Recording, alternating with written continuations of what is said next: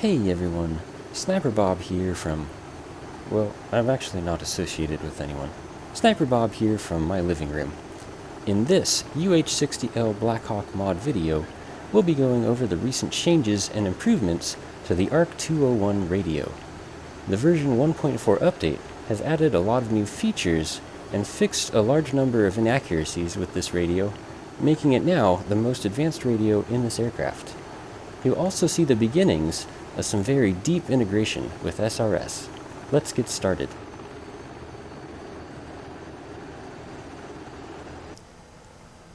Alright, if Wags ever sees this, I hope he's not upset. As they say, imitation is the most sincere form of flattery, and I hope he views it in that manner. Okay, the 1.4 update has features that are specifically designed for SRS version 2.0.8.7 and later. If you do not have the most recent version of SRS, you should update it, otherwise some of the features displayed here are not going to work for you. We also need to talk about how to control the radios. It is important that you use the ICP panel knob located above the pilot's ARC-201 radio to select which radio you plan on transmitting with. It is this knob here. It's labeled ICS. It has positions 1 through 5.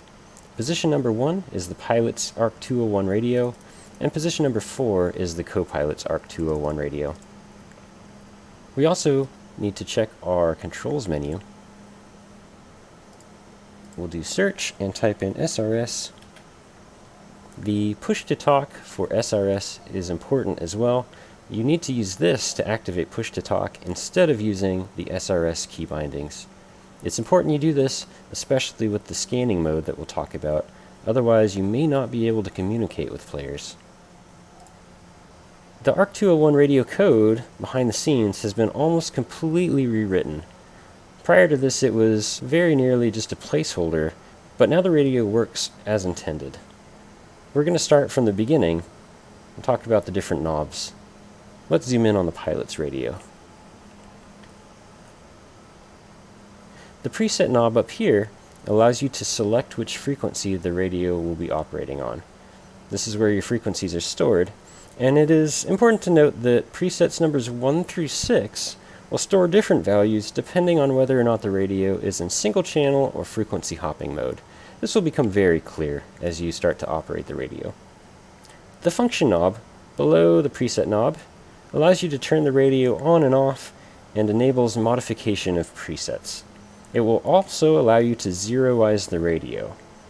I've noticed that this feature has not been implemented in a lot of other modules, and it is a prime way to shoot yourself in the foot, so I wanted to make sure that this feature was available on this radio. We'll demo how that works momentarily. Do note that the retransmit function and the load variable function are not operational at this time. Retransmit is definitely planned though. The mode knob over here allows you to set the radio to single channel FM mode or SINCGARS frequency hopping mode. At this time, both the frequency hopping and frequency hopping master positions are the same, except for certain preset manipulations that must be performed in the master mode. Those will be discussed as we go through them. There is also the FM homing mode, and this still works the same as it always has. It's one of the very few unchanged features of this radio.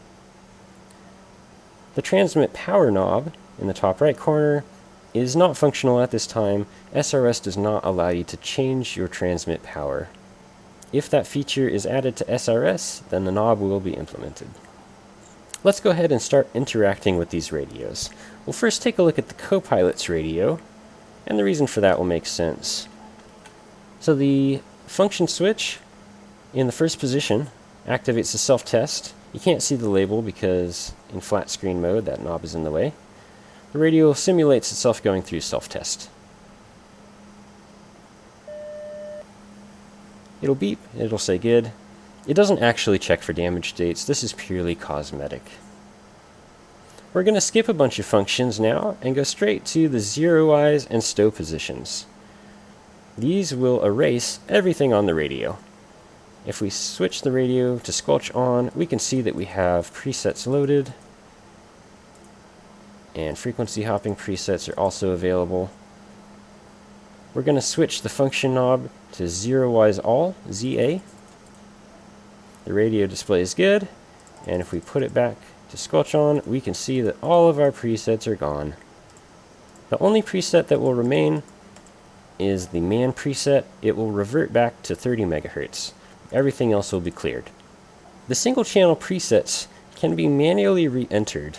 You can type those in with the load function we'll go through in a moment, but the frequency hopping presets cannot be reloaded. Once you zeroize the radio, it will disable that radio's frequency hopping ability, and you must get a new airframe to restore the ability to use frequency hopping mode.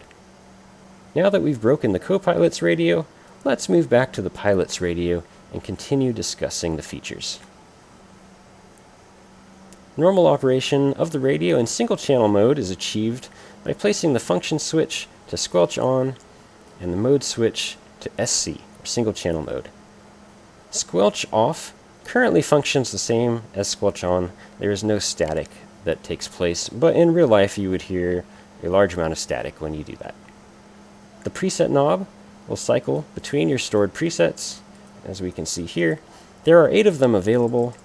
They are man, which is obstructed by the knob, unfortunately. We have 1 through 6, and Q.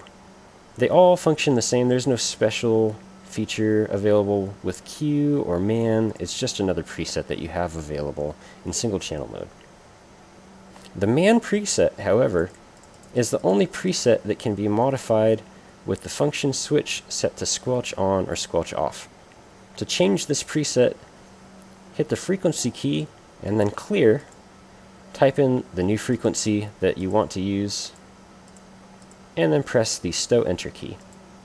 The display will blink and the preset will be updated. The radio will not let you enter an invalid frequency. It has to be within the valid frequency range of the radio, and it also has to be a multiple of 25.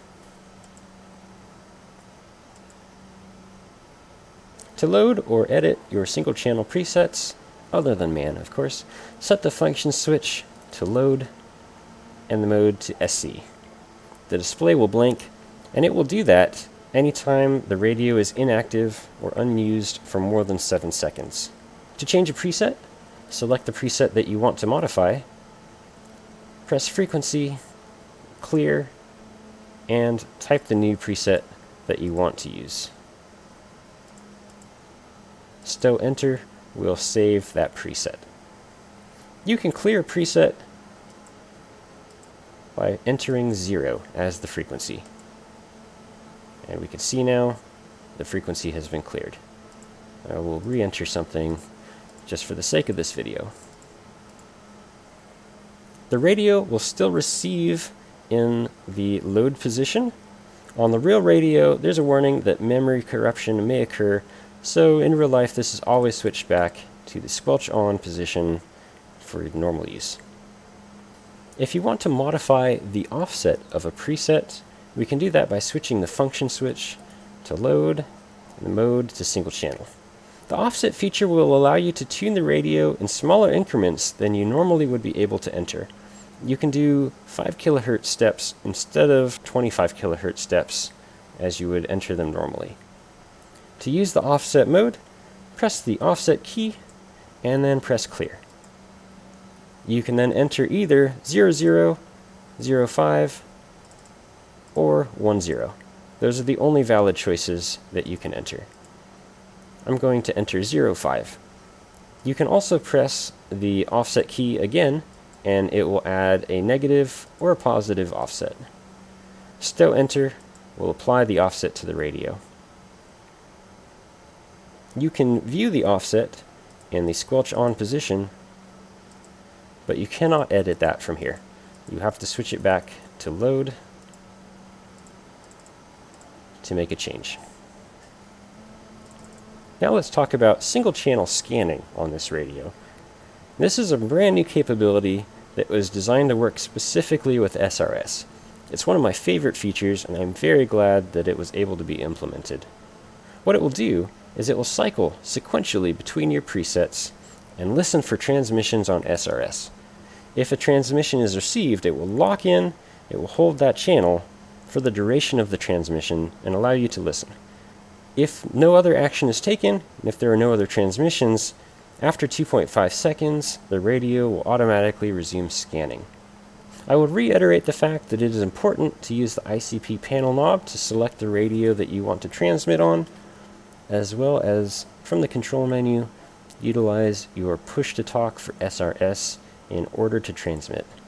Failure to use those two controls will result in transmissions not being received by allies. Let's go ahead and pull up the SRS overlay for this so we can see what's happening.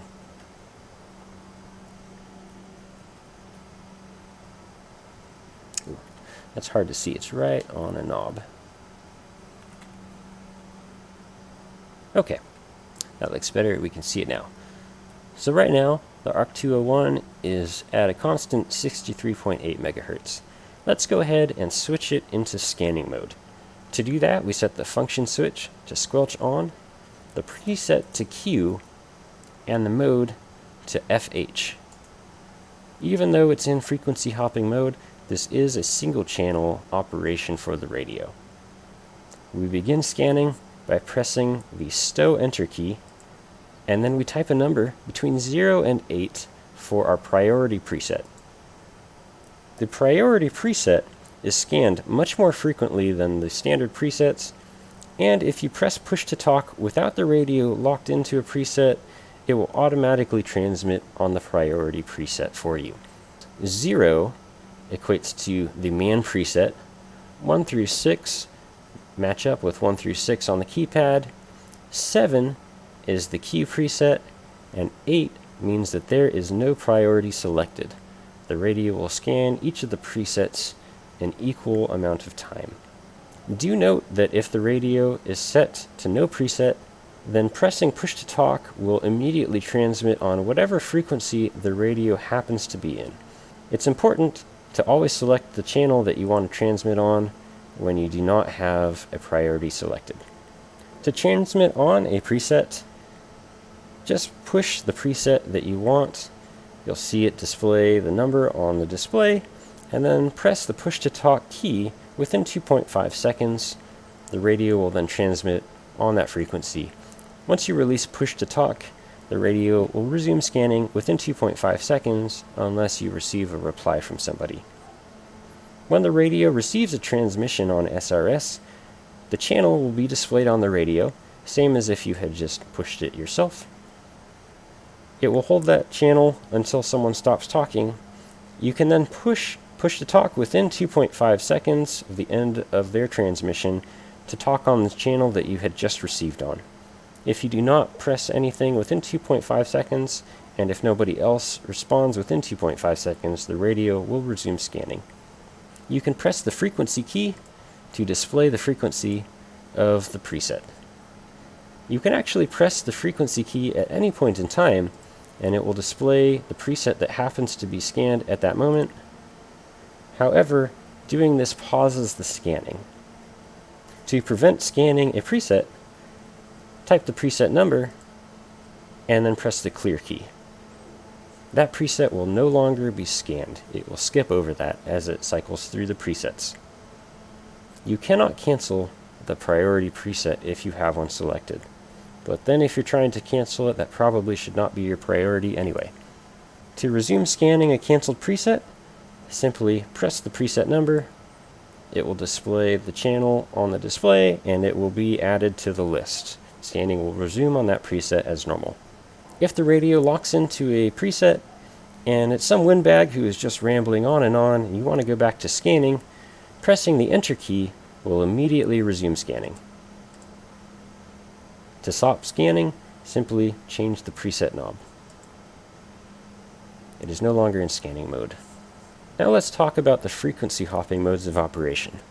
Normal frequency hopping mode is achieved with the function switch set to squelch on, and the mode set to either frequency hopping or frequency hopping master. At this time, they both operate the same way, as previously mentioned.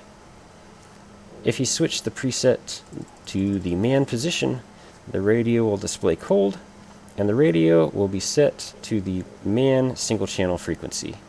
SRS does not have the necessary features to perform a cold net opening at this time, so really this is just another way of switching the radio back into single channel mode.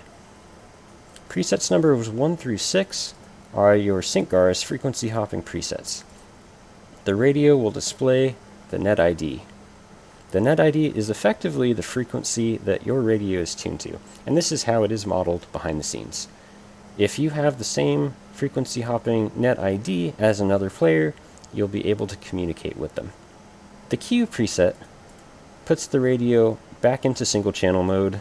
The actual radio Q feature lets you hail someone on a frequency hopping net that you don't have the hop set for. SRS does not have the feature needed to implement this feature yet, so again it is just another single channel frequency mode. To clear a frequency hopping preset, set the function switch to load and the mode to either of the frequency hopping positions. Press the clear key and then type the preset number that you want to clear. It will beep and blink, and then if we check the preset, we'll see that it is gone. You cannot clear the currently selected preset. It will not let you do that. To change the net ID, set the function switch to load, set the mode to frequency hopping master. Then choose the preset that you want to modify, press frequency, press clear, and then type the last 2 digits that you want for your new net ID. The Stow enter key will save that change. Only the last 2 digits can be modified. It is not possible to modify a preset after it has been cleared. To copy a preset from one position to another, we can do this by switching the function switch to load, the mode switch to frequency hopping master, and then loading a preset into the working memory. This is done by pressing the 0 key, H load, type the number of the preset that you want to load into working memory. It will then display the net ID preceded by HF. To store this to a different preset, press the Stow enter key and then type the preset number that you want to save that to. We can then check to see that preset 6, for example, is saved to preset 4. You can then follow the previous steps to change the net ID to something different.